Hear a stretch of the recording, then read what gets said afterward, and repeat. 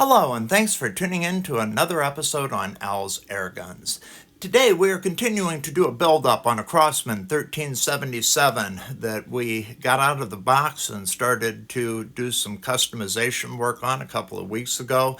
The thing we did at the start was to go ahead and replace our standard rear sight that came on it with an Airgun Mods rear pick rail.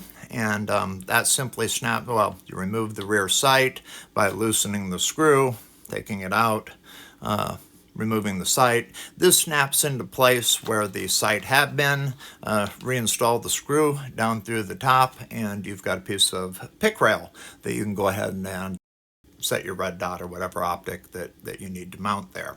I find it extremely convenient. Works real well for me, and just wanted to mention that's what we had going on here.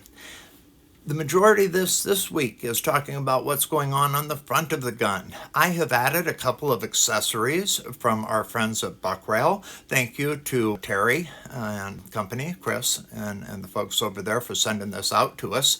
What we have here is a couple of things. The first was I have replaced the factory hinge pin with their 1322, 1377, etc. hinge pin kit. This provided a stainless steel pin along with screws on each side of it, and this replaces the standard Crosman roll pin. Now, I did go ahead and enlarge my hole slightly, used a 3/16 inch drill bit, just kind of ran it through there gently, and that made for a very easy installation of the new pin, which does fit very tightly, even having done that. I really liked the install there. Something I thought that was it was very much appreciated. When they send that kit out, they also send a small thing of blue thread locker with it. So in case you don't have thread locker around, you do have some to go ahead and secure your screws on either side so that those don't back out on you. So I did take advantage of that. I really appreciate it that they include that in the packet.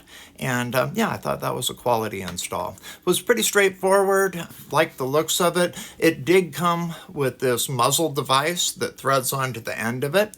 Primary reason for attaching something like this, we replace the hinge pin just because that roll pin is both difficult to get in and out, and if you do a lot of over pumping or a lot of use, you can start to turn that hole into an oval. By running a drill through there using a slightly larger pin and threading it this way makes it easier to take it in and out, not as much wear on the tube when you do it, and we don't see that ovaling effect typically that we do with the factory pin.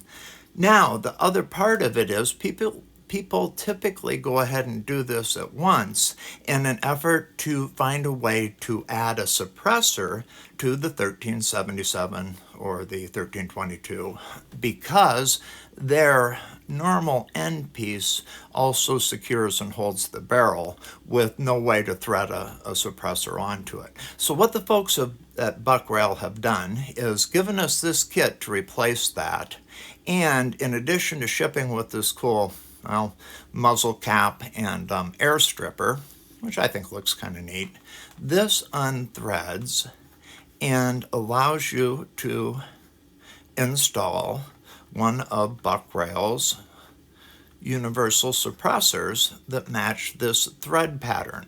Now, this is not an industry standard pattern. I'm not sure actually what it is. It's something that works out better for 3D printed devices. So, I'm used to having 1/2 by 20 for air guns. This is something other than that, but it is consistent within their product family. So things like the air stripper or the moderator will simply thread onto that.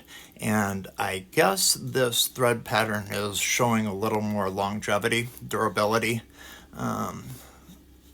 in the field. Because I guess if you're someone that takes these on and off a lot, I guess you can wear these plastic threads at one point.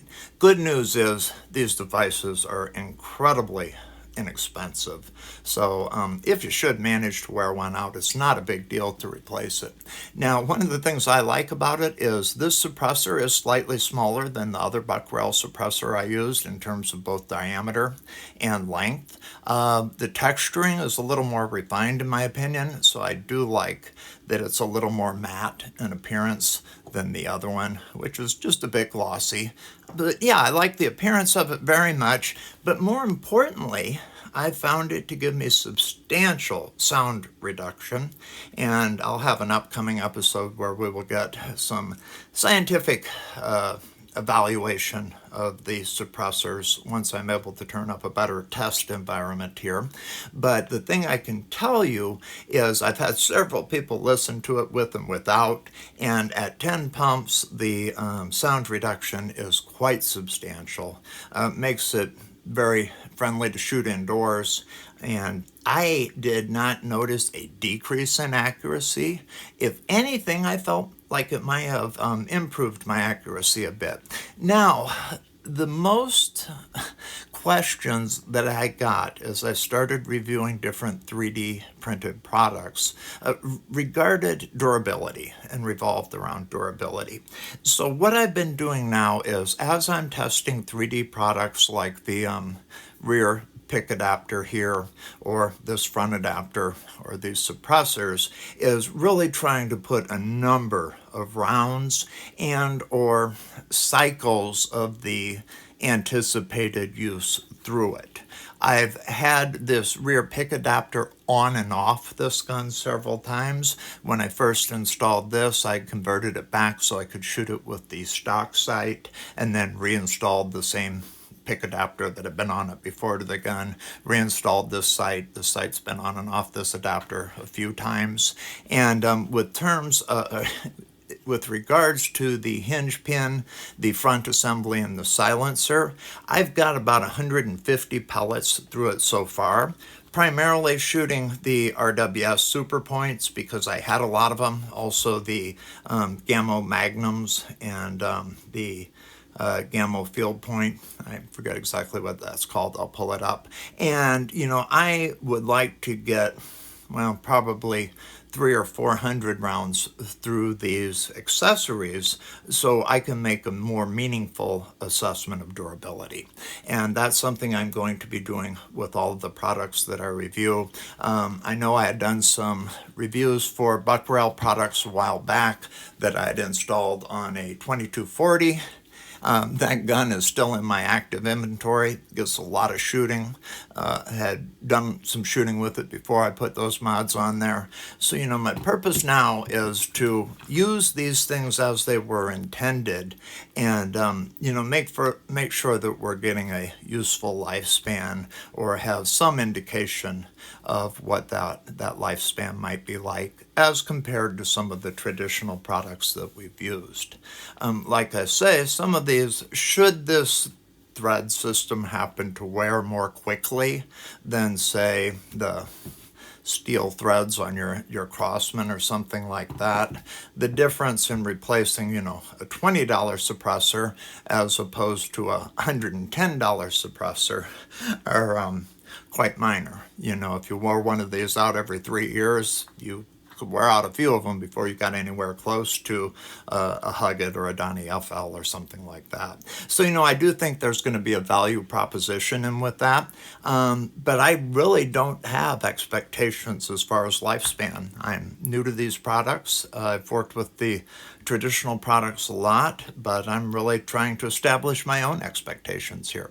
And in terms of expectations, let's do a little shooting with this tonight. I will go ahead and shoot some more of the RWS Super Points and pull out a couple of more 177 caliber pellets and get up a couple of targets and do some shooting with this.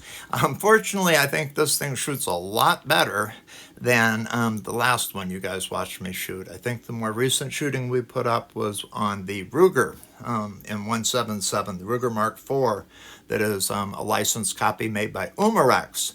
And boy, I do not shoot that as well as I can a 1322, 1377 type pistol. And to be fair, that is why these pistols have such an outstanding reputation for accuracy. They really are very accurate air guns, or accurate for pistols overall. So that's enough talking. We'll get to the shooting. And in case I don't do a wrap up on the end, hey, thanks a lot for watching. And I look forward to seeing you guys on the next one. Also, we're going to have some cool stuff coming up in the next week or two. Waiting for a couple of shipments to come in. And I have a couple of more products that we are in the pipe to review. So thanks a lot and appreciate you guys watching. Bye-bye.